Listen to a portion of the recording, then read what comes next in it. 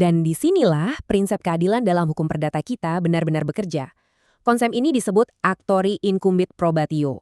Logikanya sangat masuk akal loh. Siapa yang mendalilkan, ya dia yang harus membuktikan. Jadi beban pembuktian itu letaknya 100% di pundak sang kurator.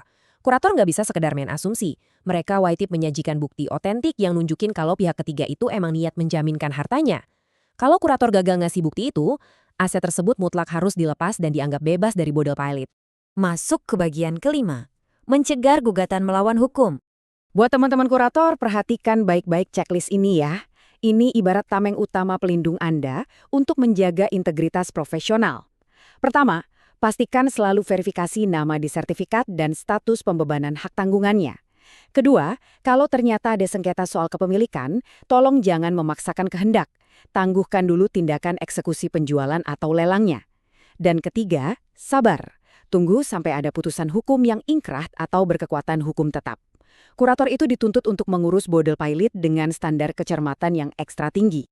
Kenapa harus hati-hati? Karena kalau kurator gegabah dan memaksa menyita atau bahkan melelang aset pihak ketiga tanpa bukti yang sah, dampaknya bakal kemana-mana. Ini bukan sekedar urusan administrasi loh.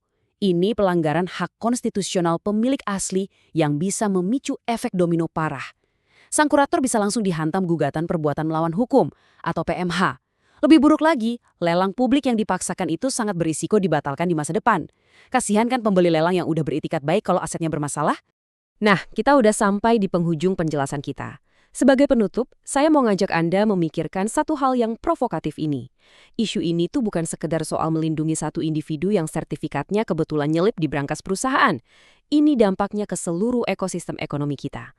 Kalau batas-batas hukum kepailitan ini nggak dihormati dan kurator dibiarkan asal menyita aset tanpa bukti yang sah, siapa sih yang masih ngerasa aman nitipin aset di perusahaan mitra? Kepercayaan publik bisa hancur, kepastian bisnis hilang, dan investor pasti mundur teratur karena takut aset mereka tertular status pilot pihak lain. Pemahaman atas batas kuasa kurator ini benar-benar krusial untuk menjaga stabilitas bisnis kita bersama.